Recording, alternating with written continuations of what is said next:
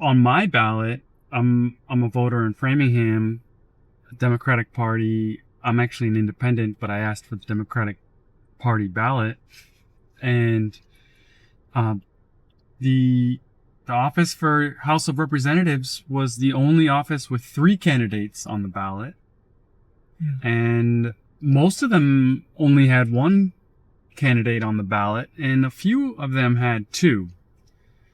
And I wanted to ask for your opinion on why you think the office for House of Representatives is so contested, and also, since we were expecting maybe some more national media, answer some of the questions that people around the country would have about how you distinguish yourself from the other 2 candidates.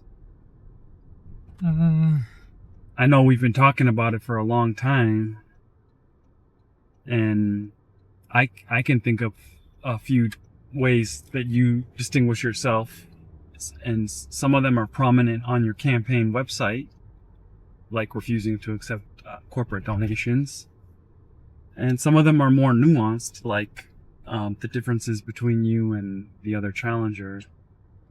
So help me to get a sense, not just me, but also our audience, whoever's watching. I mean, we can start with Katherine Clark. The difference between me and Katherine Clark, she's an incumbent. She takes a lot of money from corporate PACs, from AIPAC, and I think on the integrity index, she is ranked the lowest among all other Congress representatives. And if you know what the integrity index and the political integrity pledge, it's basically a platform where they grade Congress representative according to their finances, especially when it comes to election and their insider trading. Is that all they look at campaign financing? Campaign finances and their activities when it comes to stock trading. And Katherine Clark, she's ranked the lowest. She's like literally the lowest among all other Congress representatives. And it's surprisingly enough that nobody's, like, people don't talk much about it. Like, people here in Massachusetts, especially with the Katherine Clark supporter, don't see it as an issue.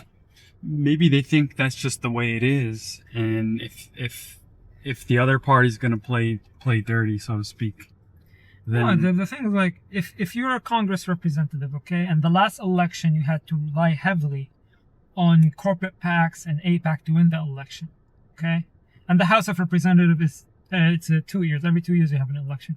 So next time you have an election, that the last time you had to use the corporate PAC money to win your seat, in order to guarantee that you will win your seat again, you'll have to compromise. You'll have to do whatever they want you to do. You have to vote according to what they want you to do, to vote. And at the same time, you might not talk about issues that they don't want you to talk about, like AI, for instance. Is Katherine Clark talking about AI? Is Katherine Clark talking about data centers? Is Katherine Clark talking about issues that really matter? And is she like a supporter of Medicare for all? Is she a supporter of policies that a lot of people want? And you'll notice, like, one thing about Katherine Clark is that she doesn't say bad things. She always has something good to say, but at the same time, she covers a lot of unless things. it's about the Republican Party. Yeah, if you go to her X account, it's every single tweet attacking the Republican Party. But I wanted to ask you a question about, you've done research on she, and I just, I didn't realize she's held the office for so many terms. And has she been challenged recently? And tell us more about why you feel that regular challenges are good to a healthy, functioning election process. Well, it's funny because in 2012, she ran, I think it was a special election because Ed Markey, he was our representative of District 5. And then he decided to run for Senate. So when his House of Representatives seat became vacant, she ran for that office. It was an open seat office, so there were multiple candidates running. And I give her credit. She ran a great campaign. She was knocking on doors herself. She was doing town hall. There were issues that she was fighting for that people cared about. And then she entered in 2012, I think 2013. I think it was the same year that Hakeem Jeffries also entered office. They both entered the same year. And, I don't know what happened to her in Congress. She basically, ultimate power corrupt ultimately. She saw what was happening in the Democratic Party. She leaned the establishment. She started taking corporate PACs and AIPAC at a time where not a lot of people were criticizing that. And she became one of the moderate Democrats, and she became part of the establishment, and she decided to become part of the leadership. Because a lot of the Democrats, they think that, in order for you to become immune from challengers, in order for you to stay in office for the longest time, the easiest way is to become the leadership, to enter the leadership and become one of the Democratic Party leadership. And you think she's eyeing the to become Speaker of the House? I don't know what she's eyeing. All I know is that there's a cost of her becoming a top leader while at the same time being compromised. Because she's not going to benefit the people of Massachusetts or even the Americans. If she's compromised by corporate PACs, if we know that corporate PACs are controlling her decisions, then if she becomes the leader of the Democratic Party, so it's a good thing for them. One of the challenges you're going to have, if not the defining challenge, is how to convince voters to select you on the ballot and not Representative Clark or Jonathan Paz. We can focus on Kathleen Clark and then we'll move to Paz. Yeah. But Kathleen Clark, I'll give you some data point. So Kathleen Clark entered 2012. Between 2012 and 2026, I think she sponsored around 75 bills. Only 2 or 3 of them turned into a law. And, the job of Congress representative, beside the oversight and, investigating the other branches, doing war resolution, but making laws. Your main job, exactly, make laws, sponsor bills, introduce bills. And Kathleen Clark, as I said, between 2012 and right now, I think she sponsored 75 bills. 2 or 3 of them became a law. And I know that majority of laws, they die at the committee level.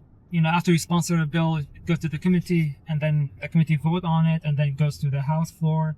And at the committee level, because the committees are divided between Democrat and Republican, they don't agree on anything, so they usually kill the bill at that moment. But what interesting is the number of bills she sponsored. It was around 75 in how many? 2012 to 2026, is it like 14 years? Oh, that's her career record. Yeah. Katie Porter, go check Katie Porter. I think in her last 2 years in Congress, she sponsored 85 bills. Last 2 years alone. Oh, in 2 years. 2 years. And she's extremely productive. I mean, if you know her, if you watch her videos, if you read her record, she is extremely productive. She's she wasn't eyeing the leadership. She was just eyeing how she can deliver to the American people. And people might argue, well, Kathleen Clark, she's in the leadership. She doesn't have time to sponsor bills. And I'll be like, okay, 2 things. The first thing is that the Democratic leadership has failed. It has failed us. They're weak. They're not fighting hard against Trump. And if it was up to me, they all should have resigned when Trump won the second presidency. And the second thing is, if you go and see the 75 bills that she sponsored, given her position in leadership, can you explain to me why almost all of these bills are not getting co-sponsored by the majority of the Democrats in the party?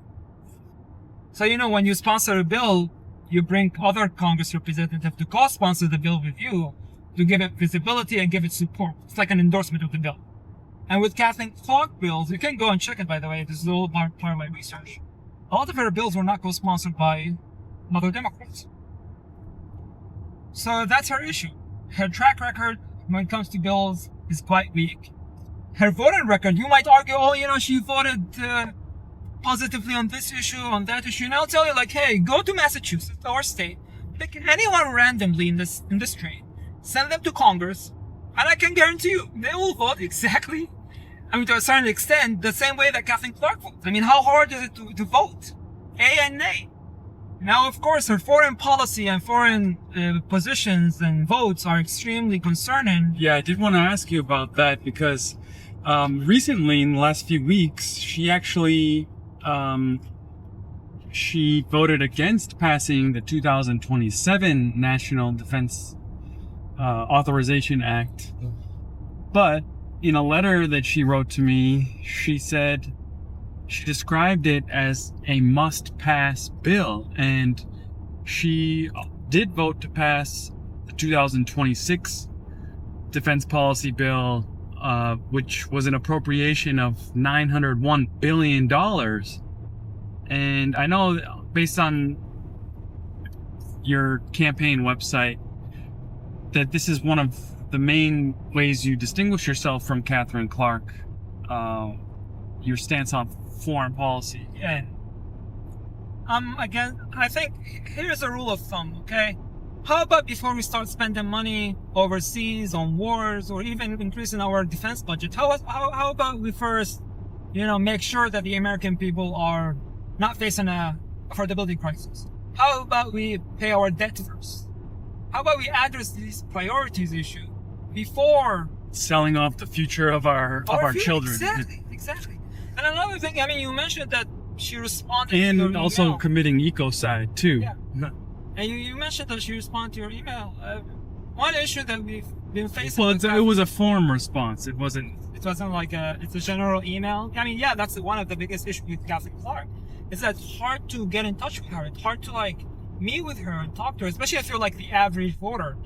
Go and check her office hours, 9 to 5, by appointment only. And then, you'll see our district, the majority of people who live here are young families who work from 9 to 5, who don't have time to go and meet with you, who might not be, available during your business hours. So for me, I think the thing that we've been doing right now with the campaign is that I'm offering the 1 hour call, where if you go to my website, you fill out a form, I'll call you within 1 hour.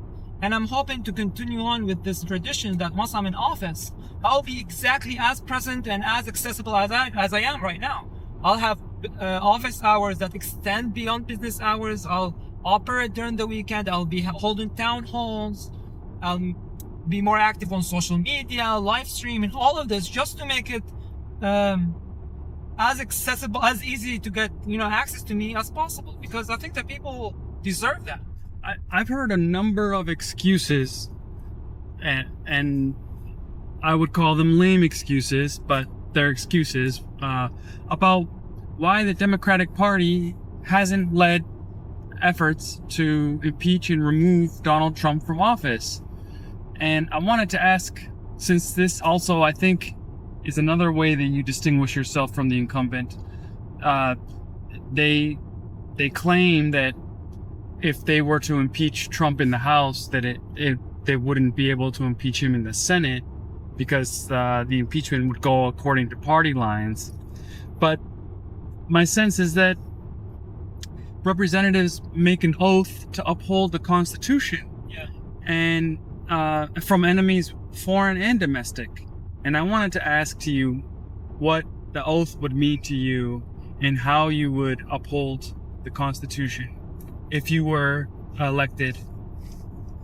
I think for me, I believe that the conversation around Donald Trump, when we talk about him, the question should not be impeach or not impeach. It's an important question, of course, but the question should be, how did he get to office? Why is he the president? And the answer is quite simple. Money in politics. We have a corrupt system where people with a lot of influence and a lot of money can put anyone they want in office. And the Democrats, they had a chance to, regulate that system when Biden became the president. When he became the president, they had the House and the Senate. To their credit, they tried to pass an act. It was the first act I think it was the People Act, where it was kind of like they think it was an act to reform the way we run our own election and gerrymander and all of that. The act passed the House, it went to the Senate, it got filibustered. But if they kept pushing, if they were like serious about, fixing the issue, they should have found a way to fix it. I mean, I would argue that Katherine Clark and the Democratic leadership are the reason why we have Donald Trump. Because they are as compromised as Donald Trump. They take as much money from corporate PACs, Donald Trump donors, from AIPAC, Donald Trump donor. That reminds me of the book by Norman Solomon titled Blue Road to Trump Hell, How Corporate Democrats Paved the Way for Donald Trump to get to office. Yeah, exactly. Yes, for autocracy. So they're the one who are to be blamed of having Donald Trump for the second time. If they fix the system, when they had all the power, when they have all the branches, I mean, they didn't have the judicial branch, but that's a different story. They could have found a way. They could have at least tried to reform it. But unfortunately, they didn't. And at the same time, as I said, the donors who put Trump in office are the same ones who are donating to these Democratic establishment. And so when it comes to the conversation of impeaching Trump, I don't think they're going to do it. Why would they? If anything, they're being controlled by the same people that are controlling Trump.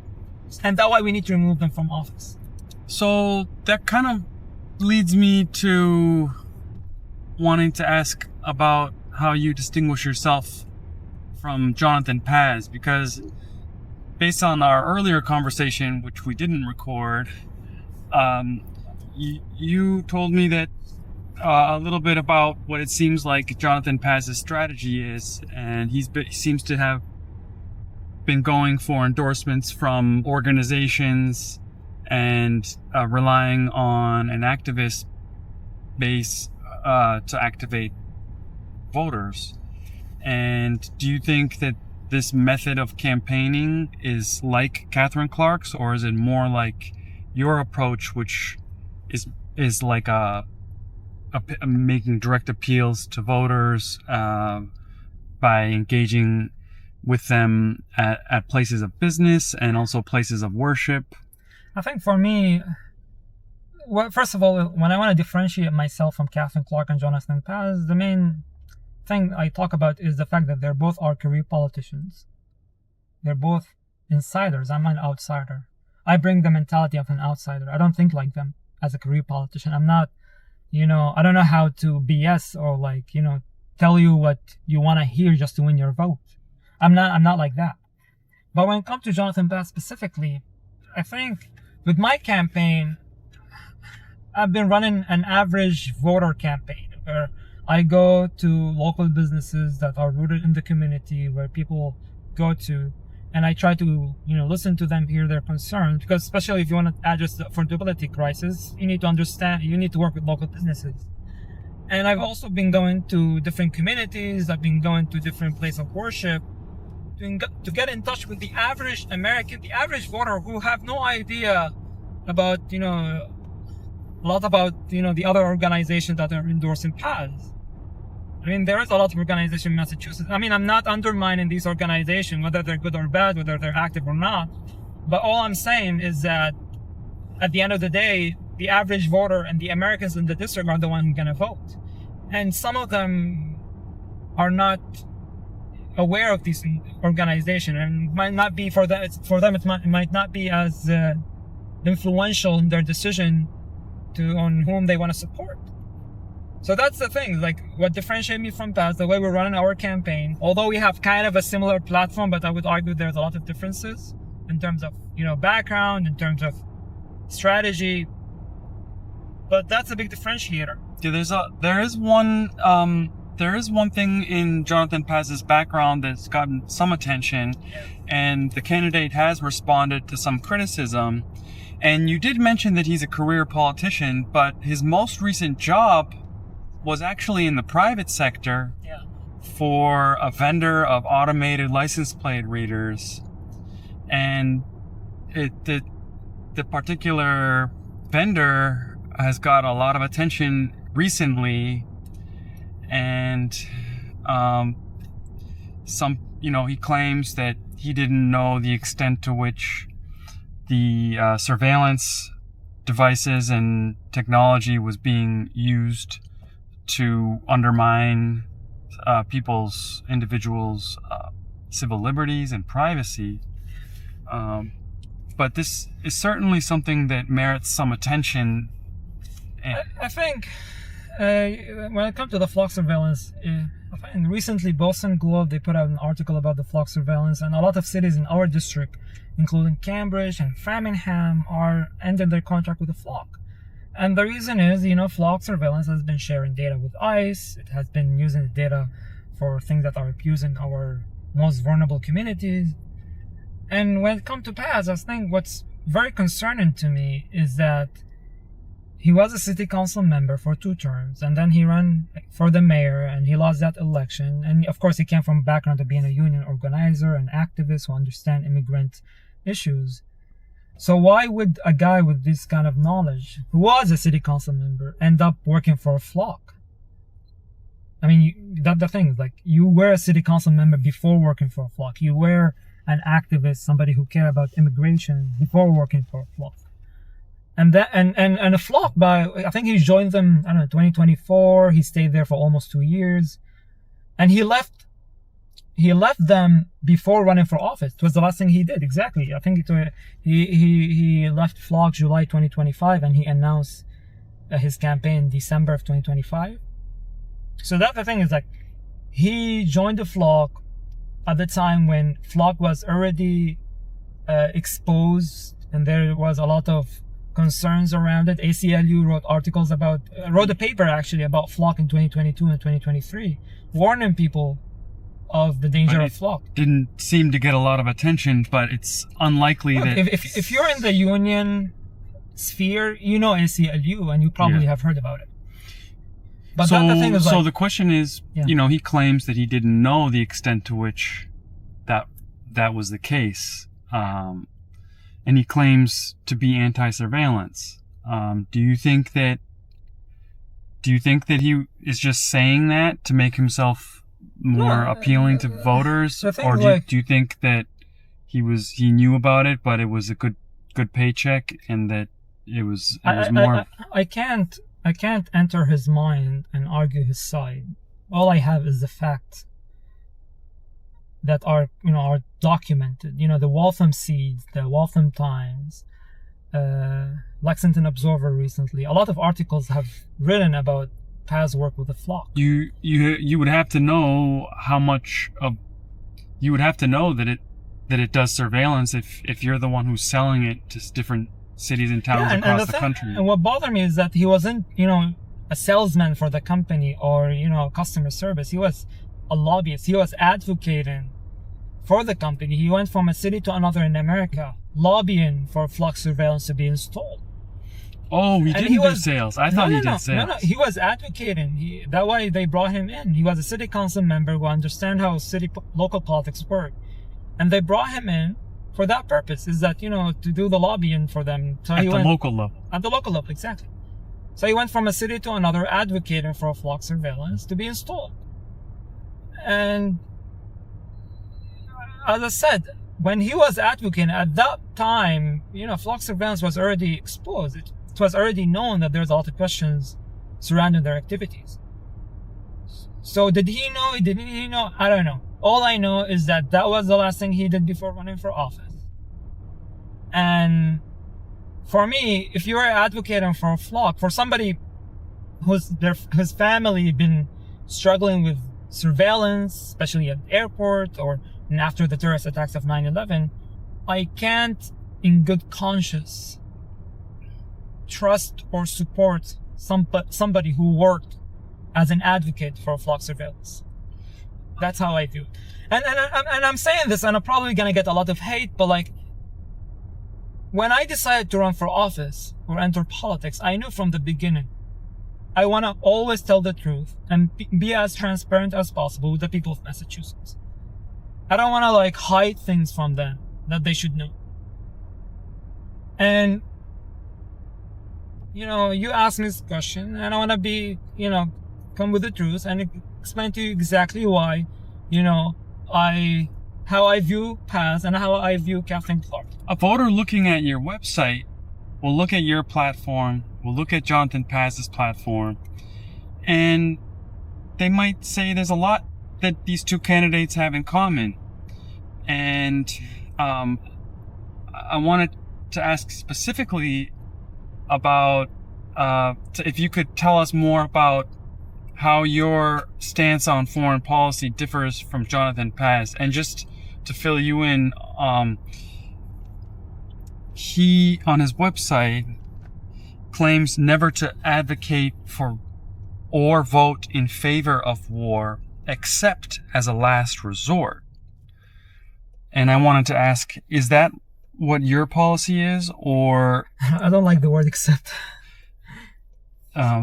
So tell us about how your stance on war would be different, war and peace would be different than Jonathan Paz.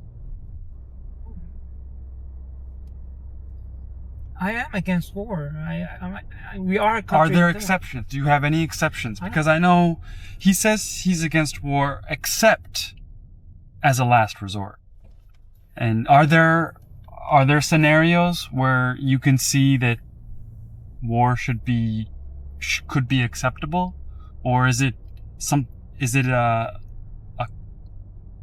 something to be avoided at all costs? I think without exception. When you are a country in debt, when the main issue that all of your people are talking about is the affordability crisis, when your younger generation are going to lean in more toward the left because they can't afford a living, of course, it would not be a question on the table, the question of war.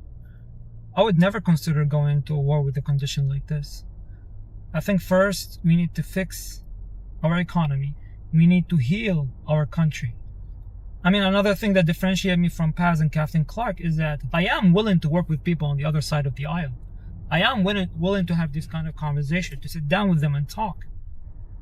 It's bothered me that, every single American family, there are people who are, Democrat, Republican, Independent, and if we don't bring both sides together, if we don't work together under the umbrella of America First, I am America First all the way, then... To put the nation before the party's interest. To put the nation before the party's interest, which is something that I didn't see Katherine Clark or Paz talk about extensively. I have been talking about it recently as well, which is, I'll always vote according to how my constituent and how my people want me to vote. I'm not gonna go with the party lines.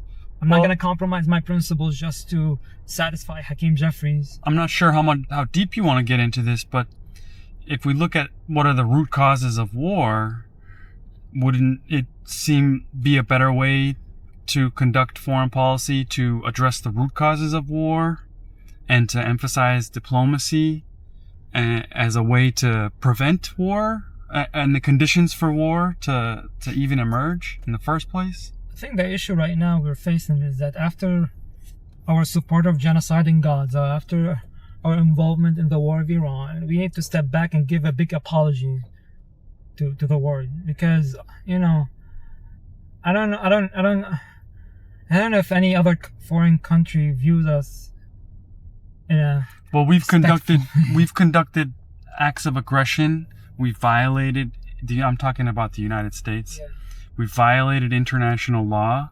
We claim to enforce a rules-based order where everyone else has to follow the rules, but except for us. While you may have convinced me already, and that's why I'm still with your campaign, how can we convince the more skeptical voter who isn't yet fully convinced? Just see how I'm running my campaign. Just see who I'm talking to. I'm talking to local businesses. I'm talking to voters on the ground. I'm not going around seeking, I think you did tell me something that you did mention this, that you are the only candidate, neither Katherine Clark nor Paz pledged to represent all the segments of the constituency, not just their favorite segments, and also to work to collaborate with other party members, as long as America first and nobody's compromising the principles. Because, like, I have principles. I don't want to compromise my principles no matter what. Once you compromise your principle, you're just... people can't trust you anymore because you won't stand for anything. And so you think that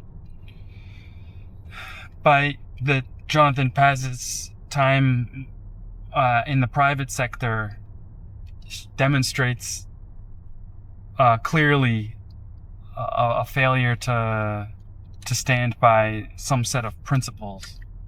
I mean, what I'm saying is the fact that we know. Again, I'm not gonna enter his mind and argue his side. All I'm saying, he's running on an anti-ICE, abolish ICE platform, and less than a year ago, he was working for an organization that was sharing data with ICE. Same thing with Katherine Clark. For years, she has been voting in favor of sending money and weapons to Israel, and the last month, she decided that she's gonna, switch her position. If you're a principled guy like Bernie Sanders, you'll never change. You'll have a certain set of rules that you will follow. But when you have a set of principles, like, okay, I'm anti-war. If you discovered, like, last year I was working for Boeing or Raytheon, sending weapons and selling weapons, would you trust that my message? No. This was a rational decision.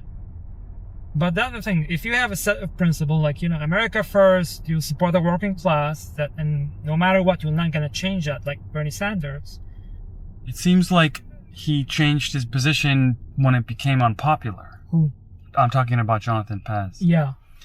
But, Same thing with Katherine Clark. I mean, I'm telling you, because they are career politicians. That's part of the job of being a career politician. And even Katherine Clark, it might be argued that she's changed some of her positions because she's facing challengers and because public opinion is changing. And so, just in short, tell us why voters should vote for you and not for Katherine Clark or Jonathan Paz. I'm the only candidate in the race who's not a career politician.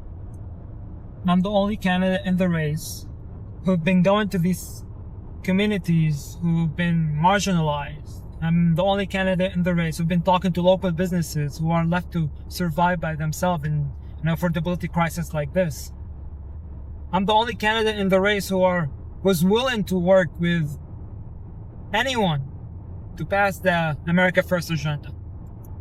I'm willing to work with people from the other side of the aisle as long as America First and I'm not compromising my principles. I'm the only one in the race who've been running a campaign targeting the average voter, the average American in the district. And I'm the only candidate in the race who can defeat Katherine Clark because I don't have baggage from the past. Baggages that are quite concerning. And I'm talking precisely about past work with the flock. And if you're a supporter of Katherine Clark, and you're not too convinced, and you think she was efficient, I know you might say that she brings a lot of money to the district, but let me tell you something. Maxwell Frost, the guy who's representing the first Gen Z congressman to enter the House, I think last year, or this year actually, he was able to bring millions of dollars to his own district. So if he was able to do it, I can do it as well. And you might be questioning my lack of experience. I'm not a seasoned politician because I'm quite sure that people are not looking for a seasoned politician. And when it comes to the lack of experience in office, Congress is a team effort. I will be surrounded with a lot of mentors, other Congress representatives who I will listen to. And at the district as well, I will have an open door policy. I'm the only candidate in the race, by the way, who has the 1 hour call, who takes the pledge to be accessible once elected. And the 1 hour call, if you don't know about it, if you go to my website, you can fill out a form. and I'll call you within 1 hour. And that's something I want to keep doing, hopefully once in office. It makes me wonder, when representatives take an oath to uphold and defend the Constitution, sometimes I wonder whether they even know what the Constitution says or what it means. That's an interesting question. Yes, I love it. And so just maybe if you could tell us how your education and your research will support you as a congressperson. And also if you can tell us, about your understanding of the Constitution and what is its value. So there are two important things that you should understand as a Congress representative: the Constitution and foreign affairs, especially at the House, because the House controls the money, and they control how much money we spend on, the primary defense and so on and so forth. That's the discretionary spending. Yeah. So there are two important things you should understand when you're running for Congress: Constitution and Congress, because in the Constitution it labels, the Congress powers. And the second thing is foreign affairs, because in Congress you will control foreign affairs. You'll have a say. And if you haven't heard about the war, for instance, between Armenia and Azerbaijan, even though you have a lot of Armenians in your district, then I have no idea what you're doing. Then you should not be running. I'm talking about Katherine Clark and Jonathan Paz, by the way. Mm-hmm. But for me, I did a bachelor's degree in political science with a focus on national relations. So I have deep understanding of foreign affairs. And at the same time, I was born in America, but I grew up in Syria during the Syrian Civil War. I grew up in the Middle East, so I understand the Middle East cultures. I understand the complexities of the Middle East.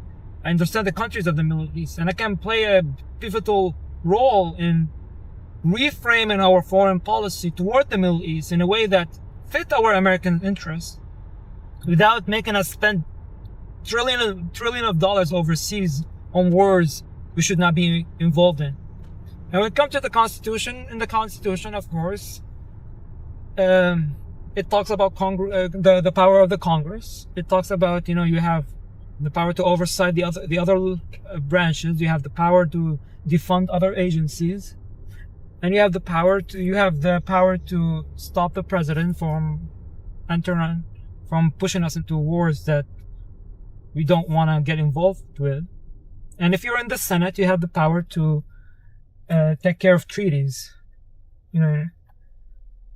But another thing I want to say, as a Congress representative, you will have a huge platform to bring awareness to the American people, and you'll be one phone call away from the president himself. And that by itself is something that very powerful. You can talk to the president, you can talk to other leaders in the other party to make sure that we're pushing toward the right direction that benefits all Americans.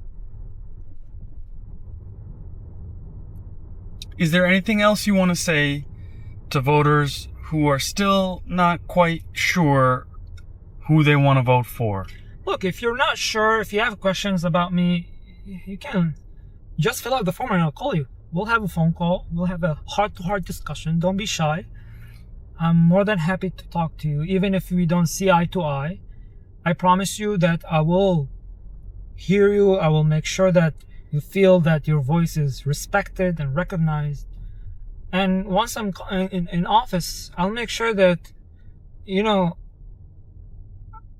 everyone in my district, no matter where you stand politically, whether you're conservative, liberal, Democrat, Republican, you will have a say